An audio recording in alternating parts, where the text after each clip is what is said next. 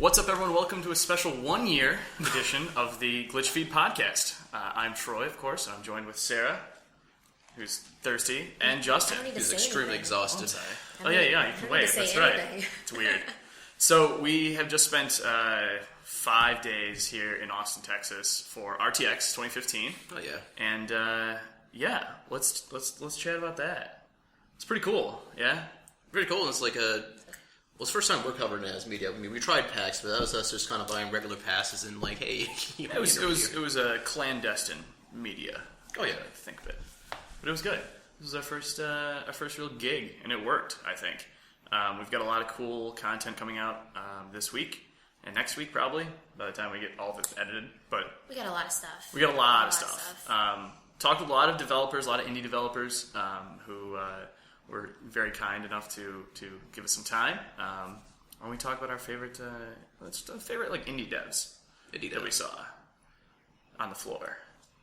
I can go. I mean, it's no secret with the other group I'm with, but like Pony's been treating us well, and their new game, We Are Legion's been getting a crazy buzz while they were there. Yes, they're the same studio who made Collaborate Kingdom. Yeah. And basically, I mean, the big pitch for We Are Legion is it's an RTS game without unit caps.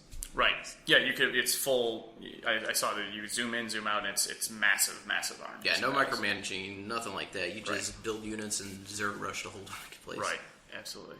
So, what do you got? I was really impressed with Finji. I was going to say Finji too. Yeah. Finji Troy and I got fantastic. to check them out, and I mean they kind of emailed us. We had a lot of emails from devs where they're basically like, hey, check out our game. Yeah. And being an indie fan is like, yeah, of course, I'll check out your games. I'll check out what's going on. There were a lot of pixelated things, and then we walked up to Finji just randomly, and they had 4 games that were completely different. Yeah. 3 of them they were producing, and 1 that was actually in-house. Yeah. And it was just really cool to sit down. The devs were really awesome, very genuine. They had a lot to say. Mm-hmm. Yeah, Super very nice people.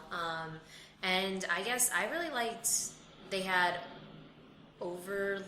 I said Overwatch one time, and I was like, shoot. Overland, I thought was really interesting, which is their in-house game. And it's basically, they said it's like XCOM meets Oregon Trail. Yeah, it's like you're in a car, you're trying to get across the country, I guess. Yeah, something happened. Right. And they said it's like the middle of the earth, something happened, and it's like post-apocalyptic. Mm-hmm. And you're trying to get across the country, you meet people, you interact in different ways, and it's very much like a futuristic post-apocalyptic Oregon Trail. Right. It looked pretty cool. They had that, and they had another, was the... Into the Woods? Into the Woods. Yes. Yeah. Or was it Night in the Woods? Night in the Woods. Night in the Woods. Very it's a super adorable, like platformy storytelling kind of game. It was a really cute cat thing. The art style was different, though. Very adorable. Yet there was something really messed up with the cat.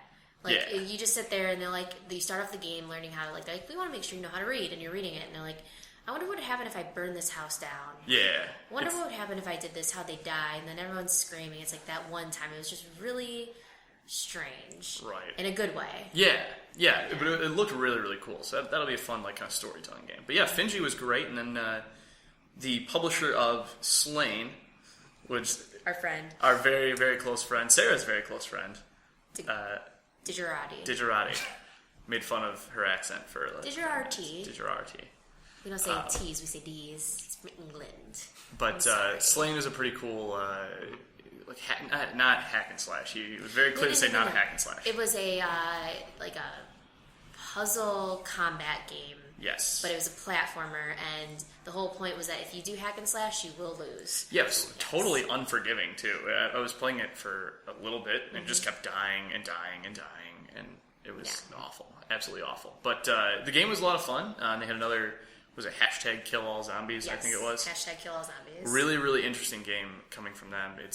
That was more of a hack and slash shoot 'em. It was like a shoot 'em up. It's a tower. It's like a zonal defense, a wave horde mode type thing. Yeah. And what was really cool about that, which I was pumped about, is we've seen a lot of developers and games use the Twitch medium to impact the game. We've seen random people set up codes to have, like Twitch plays Pokemon, all that stuff. And they basically acknowledge that, you can play this game, it's fine, you can play multiplayer with this wave defense, but if you decide that you want to have your stream it, they'll give you a list of like 200 commands, and the viewers can actually impact how the game goes. So they can either help you by dropping health, or they can screw you over by initiating a boss fight. Right. So it's not something that needs to happen, but it is a pleasant little addition if you decide to stream. Sure. Yeah, it looked really, really cool. Did y'all get to talk to Descent Studios at all? No, we didn't. It's an interesting cast of characters there. Well, one of the devs, like, he has a big lineage, like going back to Wing Commander and stuff like that. Oh. But there's at least 3 guys that are former pillars of the Star Citizen. Oh, really? Yeah. Interesting. Who left to do this? So, I'm really curious what's happening there. So what is it? What is Descent? Descent's kind of like imagine Quake, but your spaceships. Okay. It's an arena battle system, but like there's like all degrees of movement, so people can come from any direction at you. Interesting. And it's built off the old Descent title, and that's kind of what they were. They started building a game called STUF, which I think it was like Star Ships or something like that. Not Starships, but can't remember what the original name was. But they actually got contacted. It's like, hey, you want to make a Descent game for us? But yeah, it's pretty cool. Basically, it's like a spiritual successor to the old Descent games. Interesting. Very awesome. Yeah, and of course there was a couple bigger names there, obviously. Yes, the Behemoth was there, and they were showing off pit people. I got the chance to play the first part of the demo, which is like the first 20 minutes. Troy got to pick up after that, which was like a 30-minute open world demo. Sort of. Yeah, and I played the whole thing, so I got the whole tricks of it. Yeah. And it was really good because I've been watching this game since it was Game 4. Yeah. Nothing, like, they kind of showed it off. It looked really funny. The commentary of, like, the narration was really funny. But kind of sitting down and getting a chance to see the opening cutscene again, like, it was just really exciting. And I've always been a strategic combat. You have too with Fire Emblem. Yeah. So it's a lot different than Castle Crashers, where you just kind of run around and hit people. You have to do a lot of strategy. You have to work with each of your players, and I liked it. I thought it was really good. Yeah. Absolutely. I got to play a little. Actually, like I said, she played the first stage where she actually learned how to play the game, and then I sat down to play the second stage and didn't know how to play the game. As it was closing. Yeah, as it was closing. So Sarah's standing over my shoulder like, you need to move that. She leans over to the dev, she's like, he's not even using his blocker. I was like, there's a shield. You need to have the shield in front of all the arrows. It would have been nice to know on the get-go. And I was like, you need to hit with your big weapon needs to hit all the guys with armor. And he's like, oh. And I'm like, oh, yeah. And I turn away, I look back, I'm like, did he have guys die? Were there people that died already? Oh, yeah. Yeah, all of my people died in, like, the second mission. It was a bloodbath. Absolutely love it. But, yeah, Behemoth, they were also showing off the Castle Crashers Remastered. Yeah. Of course, 60 FPS. With people, did you discover the poop button? No. There's a poop button. Yeah, if you're walking around on the... You could blaze your trail across the map. Oh. I didn't know that was a thing. But, yeah, Behemoth was there, showing off a lot of stuff. Also, Ubisoft. They were there. We can't not talk about Ubisoft. No. They were mostly focusing on Rainbow Six on the floor. Yes. Yeah. So they had a huge setup with Rainbow Six Siege, part of their Siege Day tournament, where basically they take the top teams during conferences and whatnot and put them against each other on launch day. So they had the qualifiers were at E3 and Gamescom and RTX. And I think they're going to be... Are they going to some... Did they say they're going to another one? Okay. PAX Prime. PAX Prime. I think they asked for going to PAX Prime. There'll be a PAX Prime. Yeah. But so that culminates to launch in October 13th. If you guys want to check it out, we have some beta codes. Leave a comment on this video. Yes. And we'll pick a few people and give you some beta codes for early access on the game. Yes, we have a good amount of beta codes. So leave a comment right here, and we'll hook you guys up. Yeah. But yes, we got a chance to sit down and play the game in a multiplayer, the PvE setting with Terror Hunt with our friends at Twin Stick Radio. You should go check out their. They did we recorded a Let's Play out of it. Yeah. We did. They're gonna hook us up with some Let's Play stuff. Yeah. We've jumped on their podcast a few times to talk about it. And by the way, if you're listening to the audio only version of this, go to YouTube and comment on this. Oh right. I was thinking about that. I was like, we have this camera in front of us, and we're like, it's great. Yeah. Right, yeah. If you're listening to the audio only, stop and watch the video, because it's way better. Look at our very attractive, my very attractive mug. And very hungover mugs. I'm not. I feel great. Yeah, you suck. But yeah, so we got a chance to play Rainbow Six Siege. I fucking loved it. Oh, same here. Since I played since Alpha, they made a huge jump as far as how smooth it rolls. Yeah, it is very smooth. Yeah. Except some controls were very... well known, hey, you push the stick in, then you move it, and that's how you lean. I'm like, it's kind of working. Yeah. Well, it's kind of like any first-person shooter. You can change that however you want it to work. But I'll say, like, the rappel mechanic was awesome. It's like, hey, you hit here rappel. It's like, just turn a mark. No, you just rappel anywhere you want. Yeah, you just shoot the thing up and rappel up the building. Yeah, it was a lot of fun. We all started the game. We're like, all right, who's leading this? And everyone kind of looked around like, all right, I got it. And I said, like, all right, well, let's rappel up this building. And everyone goes up the building. And I stood like, you better catch up. And then we had a coach, too, which was pretty funny. Like, yeah. I was sitting here and I thought it was one of the twin stick guys talking. And they're like, no, I was coaching you the whole time. They were really funny. And they actually said, they want to coach people outside so we can actually like, talk to them and have like an event where they'll come and call and like be part of the beta. Like they're really skilled at doing all that stuff. It was a lot of fun. I mean, not a big Rainbow Six fan. Apparently I was really good at it. She's so pretty good. What's she up? picked up the mantle fast under command. I mean, I played Halo, so I don't like Rainbow Six because you don't have the shields, you don't have all the crutches. But I know how to go. I know my way around a shooter. Yeah, Sarah the natural. Yeah. She did pretty well. But the other thing Ubisoft was showing off that we can talk about... is they had a playable demo. So at Gamescom this weekend, they showed a new playable version of Assassin's Creed Syndicate. A playable mission. It was the black box mission. They showed it on their screen, and we actually got a chance to sit down and play that mission. Right. So yeah, we had a nice little demo with them and a nice chat with the I think the creative director. I have to look again. And our friend Stone Chin. Sup, Stone. Very, very cool guy. I think he's like their marketing. I think so. I have his card somewhere. But he hooked us up with some playable demo. I gotta say, that gameplay is freaking smooth. Well, I mean, I skipped Unity. I still need to pick that up, and I know there are a lot of issues. I kind of ignored everything about it. Yeah. So I don't know. I mean, I'm looking at this between Black Flag jumping to Syndicate. And immediately the first thing I saw in that trailer was how smooth the battle system was. Like, it was so fluid, it looked very natural. There was a lot of differences in it. Like, it wasn't the same thing over and over again. It wasn't the same combat engine from Black Flag and stacked on top. Yeah, it wasn't like one attack. Unity, we both had to play. Unity. Yeah, no, yeah, I played Unity, yeah. So, from you, coming from Unity, going in there with Unity, like, everybody's kind of like, Hammer is such a mess that it's just kind of like it shouldn't have been released at the time. Mm-hmm. Do you feel like they made that successful jump? Like, hey, that was the foundation. This is the complete game. That's exactly it. I think Unity was a good stop on the way to Syndicate.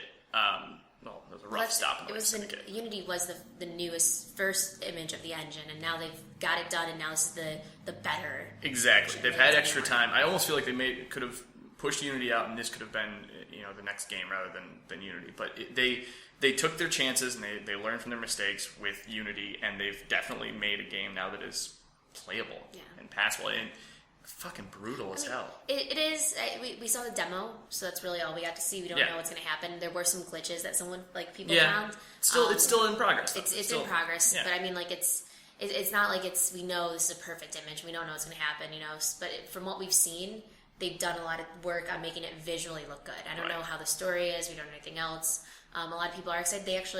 There are skill trees that they announced at Gamescom. Yeah. Where you can, there are specific missions set for each character, but if you decide that you don't want to go on those missions, you can just pick your character in open free roam, build up their character. So if you want to go with Evie, who's more stealth-like, in her tree, which we got to play as her, you can definitely choose that. You will be forced to go as a certain character on the missions, but there's so much open world that you can just stick around with the other person instead. Pretty much, yeah. Mm-hmm. Yeah, and the mission itself was even kind of open-ended. There was There were three ways? I think 3 ways to do it. It was the key, it was the guards, and then it was both getting guards as your allies and killing Templars. Right. So it was very freeform how you did the objective was assassinate one person. You could go pretty much any way you wanted to do it. I guess it's 4. You didn't even have to do the key. Yeah, I was gonna say the option D of just fuck it. Just fuck it. Which I tried and it went poorly. Very poorly. It's you could do, and it's not that you just pick one and the other's lock. You could do all 3 and get a nice little thing and get a nice little security blanket. Like if you get the key, it's more stealthy. If you help get the guards on your side, it's basically kind of like the thugs. They will fight for you. They'll take care of the combat, yeah. And the Templars, once again, you get that. It's like all of the security drops, so it means it's easier for you to go through. Right. Yeah, that was a lot of fun. Mm-hmm. Surprisingly a lot of fun. Yeah, well, we're going to keep in touch with them and kind of see what's going on. Absolutely. Our friend, Mr. Chin. Mr. Chin. See what's up. He had a nice chin too. He's okay. He was covered in a beard. I didn't know how sturdy he was. It lives up to the name. Yeah. So what else? We got to sit down with a couple people from the No, which was kind of awesome. We both sat down on both ends of it, really. Ashley Jenkins and Meg Turney of the Rooster Teeth side of the No, and also the guys over at Funhouse side of the No. Except for Lawrence, which is okay. No, it's okay. They were busy. They were actually Super very busy, despite being like a full team. Like when we were interviewing, they were all doing a meet and greet. So yeah, they're all doing signings on the floor and everything. You know what? Yeah, we got some fun guys. We got sick Joel. We got very sick Joel, or very just tired. Yeah, lost his voice, sick. Yeah, just end of con Joel. He was. They were very humble. I think that's something I'm gonna make a post on Reddit about. But it's just like they were extremely humble when I was talking to them a lot about everything they've done, and you see it on screen. But the fact that they're just cool. Like they're cool guys. Lived up to my expectations. Yeah. So. And they had a lot of insight on the gaming industry from a reporting perspective because they've been in news media for a very long time. If you haven't watched their panel, that was a phenomenal the panel. No panel. The No panel. Yeah. I was actually talking to Bruce Edison. He was like, I hope it wasn't too serious. I'm like, no, that's what we needed. You said it yourself. The No is more of a mature audience. The people they want to reach out to are mature people that want to consume news. And the fact that people got up and there was maybe like one or two kind of strange questions or questions that weren't, they're like fan based, this like specific things about them and what they've done. The rest of it was a lot of really serious questions that got insightful feedback from them. Yeah, absolutely. That was a really good panel. And it was great to see. I know that YouTube's had a lot of issues apparently with all their panels. Yeah. So I know that the Funhouse panel didn't even stream. Yeah. The Dude Soup one. That's rough. So hopefully it's up or they'll fix it. Maybe they have pre-recorded stuff. I'm hoping they still have the recordings. Yeah, because we didn't see anything. We saw two. We saw the writing for live action shorts, and then we saw the No, and we wanted to see other ones, but busy. We were busy talking to people, making friends. Checking out the convention. It was definitely an experience. It was a lot of fun. And I gotta say, all the panels was just really good, a constructive advice. Even the Kind of Funny Rooster Teeth panel where they talked about how to build your brand, how to reach out, how to work with other people, and just they're both coming with Rooster Teeth and Kind of Funny, right? And how to kind of develop this mass community they have now, right? So kind of like we're trying to do. It's again very helpful, even though. Greg pretty much injured Gus right off the get-go. Yeah, I saw that. That was ridiculous. It's great. But yeah, so what else is RTX for us? In terms of, RTX is a lot of other stuff outside of just the panels and the gaming. There were some board games we got to check out. Super Fight, we got to talk to them about. Oh, I can't forget about the Super Fight. That was something that was awesome. I was introduced to Super Fight by watching Rooster Teeth and one of their sponsor only panels. A lot of people probably were introduced thanks to Loot Crate. They were in Loot Crate. Yeah. But for those of you that may not know, Super Fight is basically a lot like Cards Against Humanity, where it's a card game. You have a hand, and basically you have characters and abilities. And the goal is that you have two people fighting against each other and arguing why their characters would win in this fight. So you'd have maybe Superman, but he is 10 sizes too small, and there are thousands of them. So, or not even Superman, but it was Betty White, really small, thousands of people, or something negative, and you just sit there and you're you argue it, and the other group kind of judges / argues with you. Right. And so we got a chance to sit down and talk with the creator about that. Troy did, mostly, about that. Yes. His other Kickstarter game, Red Flags, and his own personal work he was doing. Right. Darren Ross. Mr. Ross. Fantastic guy. Oh, yeah. Funny. Real funny. Oh, yeah, he was really funny. He was really fun to talk to. But yeah, he's got another game on Kickstarter right now, Red Flags. It's the same vein of Super Fight, but it's the angle of a dating game. So it's the same sort of thing where you pick a person, you pick a noun basically, and some traits about them, and you vote for who would you rather go on a date with. His idea was it was a little bit more female oriented, a little more angled that way. He's gender neutral, but of course females are more right. It's more of the dating game kind of thing. So a lot of Super Fight, you think, and then with Cards Against Humanity, it is a lot more male heavy, with that whole humor type thing to it. And Super Fight is getting there. They just hired a bunch of comedic writers, to do more sets. So before it was just them, and it was great. But now they're going to have more of that kind of humorous, strange things. It's not just he is allergic to radiation or something like that. Now it's actually going to be something really funny. Right. So yeah. which is pretty cool. And that's going to print. That actually prints today, I think he said. Yeah, he said this week, and then they'll start shipping in a couple weeks. Or was that Red Flags? It was Red Flags. That was Red Flags. Red Flags start shipping in a couple Yeah. weeks. So we had a chance to check that out. Anything else you guys want to? It's just really neat to see like the how well everybody's working together. Not just like first of all, media room. Everybody in the media room is super hell yeah! And like we're all there. Technically we're competing, right? But everybody's helping each other out. If something failed, someone jumps right in and says, "Hey, you got a spare battery? Hey, I got a spare battery." Right. Your stand broke, borrow my stand. We had a lot of that going on. Yeah, we had a lot of that. And from my hearing from the indie booth and stuff like that, everybody was glad to meet each other, see their games, play their games. Right. And help each other out as too. Like I heard tales of like, hey, our server crashed. One of the guys had to do something better for like say the Behemoth booth came over and helped them out. Right. And just start helping each other with the technical problems. Everybody's like just having a great time. And from what I've seen, like everybody just had a blast. It worked well for most of the interviews I've seen down there. Yeah, everything looked really good. It worked really smoothly.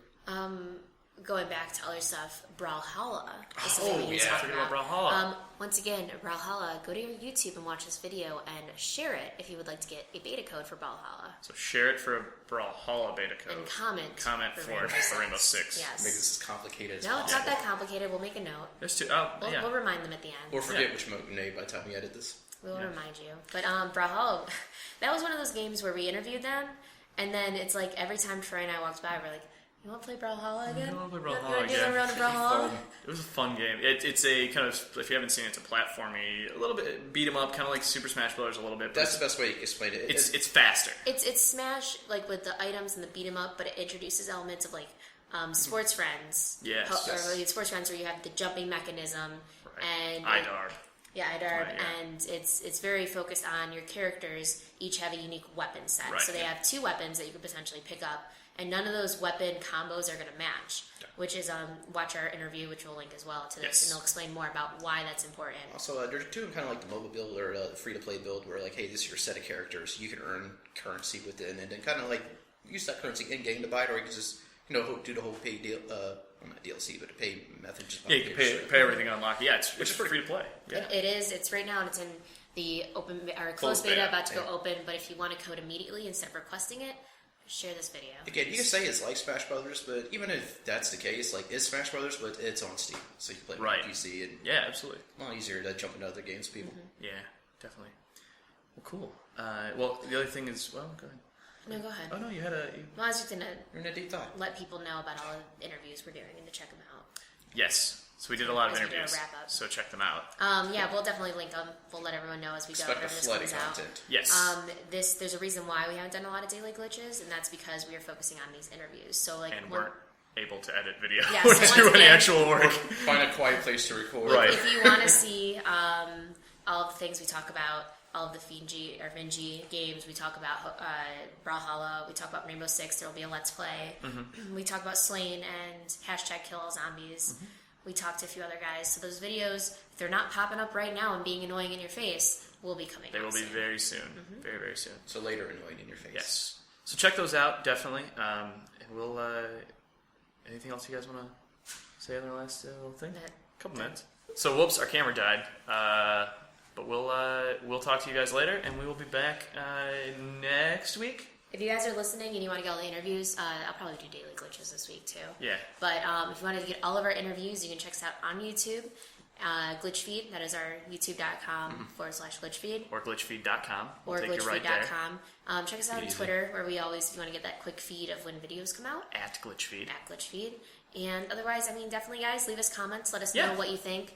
If you want to see more of this, it's not going to happen because we don't live anywhere near each other, so just fucking deal with it. For right now. But if you guys want to check us out or get more content or you want to see more specific things, leave us comments. We want to interact with you. I want to hear what you say. I will personally respond to you if you call me out. It'll say Sarah at the end. It will be me, I promise.